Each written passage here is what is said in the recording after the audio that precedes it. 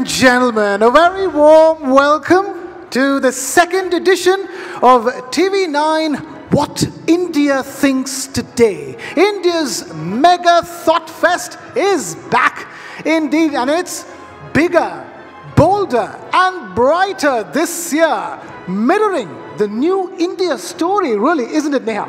Mirroring the new India story, no doubt about that. It is going to be action-packed, I can tell you that, for the next 3 days. Yes. And of course, the one big thing that everyone is looking forward to is the keynote address, which will be delivered, ladies and gentlemen, tomorrow evening by none other than the Prime Minister of India, Shri Narendra Modi. Ladies and gentlemen, huge round of applause for that, of course. We are a team of over 3,000 people here at the TV9 Network putting together the What India Thinks Today Summit.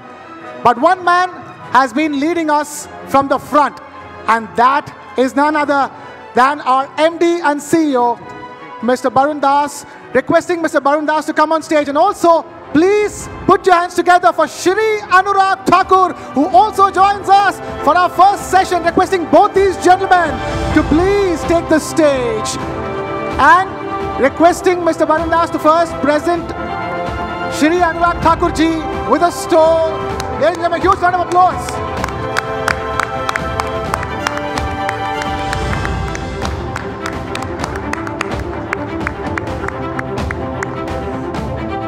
Right. Please, requesting Shri Anurag Thakur ji to please sit down, and requesting Mr. Barun Das to please deliver our welcome address for the second edition of What India Thinks Today. Barun ji, all yours.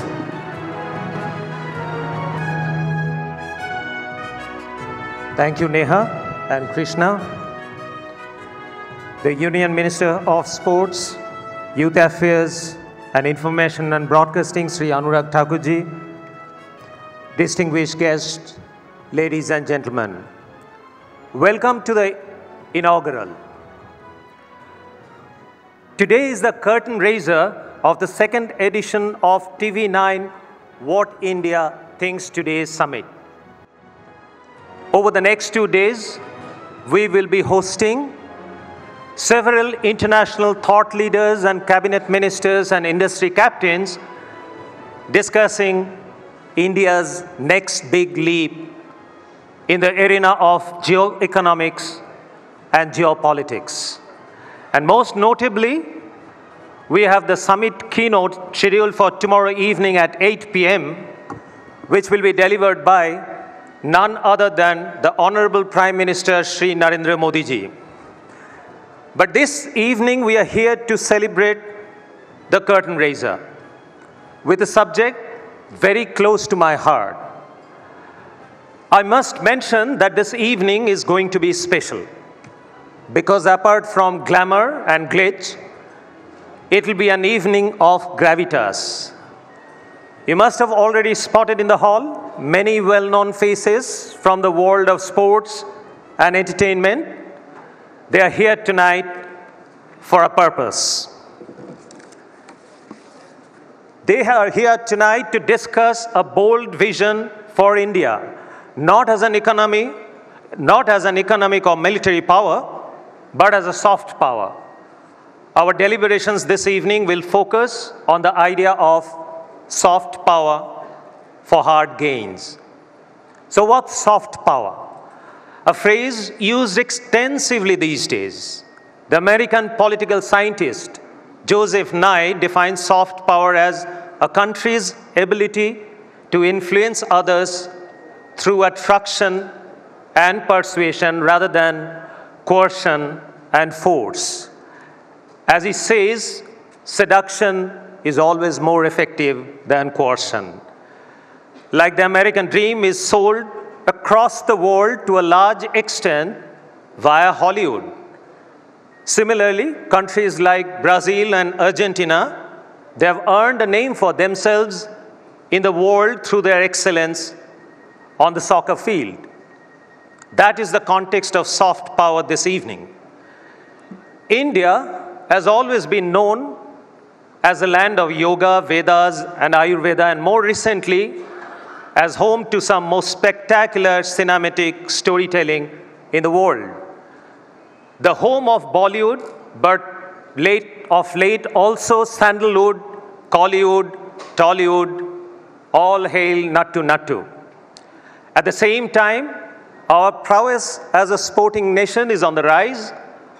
While our cricketers have been doing us proud for some decades now, there are other sports where India is making its mark in the global arena, thanks to the grit, ambition, and tenacity of some extraordinary sports star, and the vision of our Prime Minister, and of course, the able administration of our Sports Minister.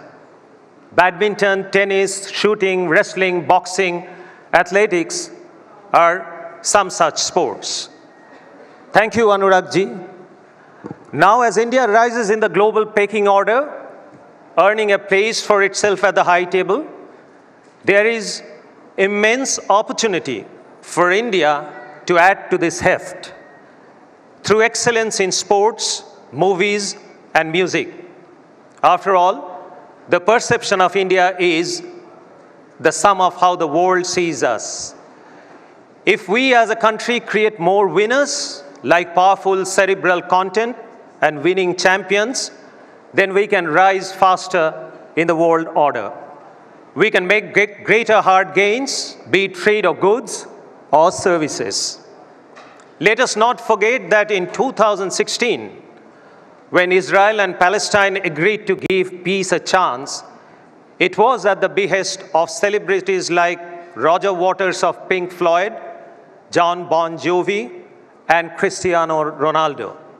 The peace may not have lasted, but people-to-people goodwill remains a far better alternative to bombs and guns. This evening, over several conversations, we'll hear policymakers, celebrities, sports champions, and brand gurus develop a roadmap to further burnish brand India. Of course, no evening like this one can be complete without some celebrations. So therefore, tonight we will also be honoring a few extraordinary men and women from the world of sports and entertainment with TV9 Network's Nakshatra Samman Awards. So ladies and gentlemen, we have an exciting evening ahead of us. Let's kickstart it right away. Thank you once again for being us here. Namaskar.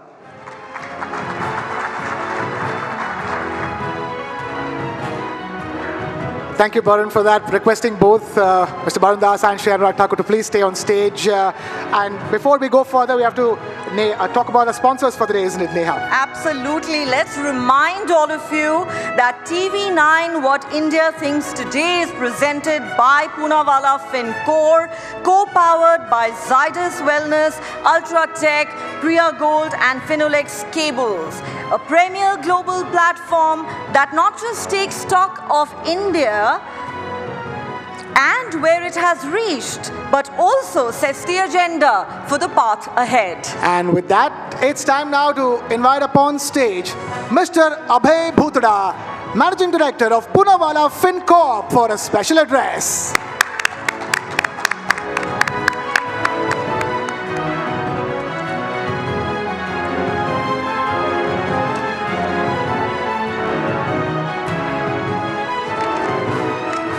Good evening, everyone.